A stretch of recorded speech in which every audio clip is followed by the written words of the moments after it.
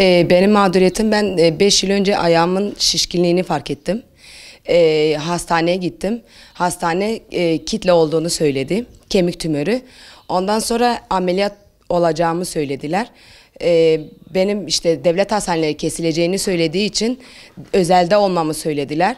Özel hastaneye gittim, ameliyat oldum. 1 yıl sonra tekrardan çıktı. Tekrardan çıkınca özel hastane tekrardan büyük bir meblağ istedi. Maddi durumum olmadığı için yardım kurumlarına başvuru yaptım. Yardım kurumları yardımcı oldu. Onların sayesinde ameliyat oldum. Bu geçen yıl oldum. Tekrardan 2 ay sonra tekrardan çıktı. 6-7 aydır tekrardan çıktı. Fakülteye gittim. Devlet hastanesine fakülteye gittim. Kesileceğini söylüyorlar. Tek çare kesileceğini söylüyor.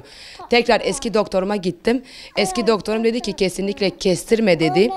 İmkanım varsa sürekli ameliyat olur. İmkanım olmadığı için sürekli ameliyat olamıyorum. 3 çocuk annesiyim.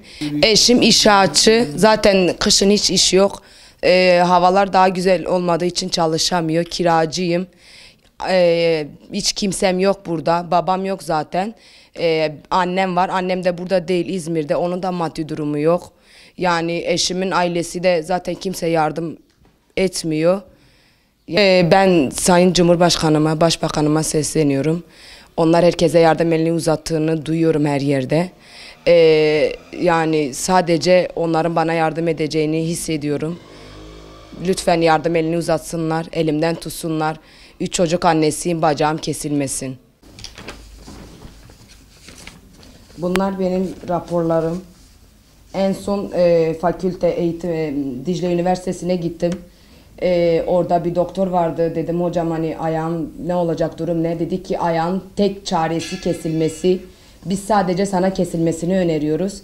Sadece özel hastane orası ben yaparım diyor ama maddi durumum olmadığı için yapamıyorum.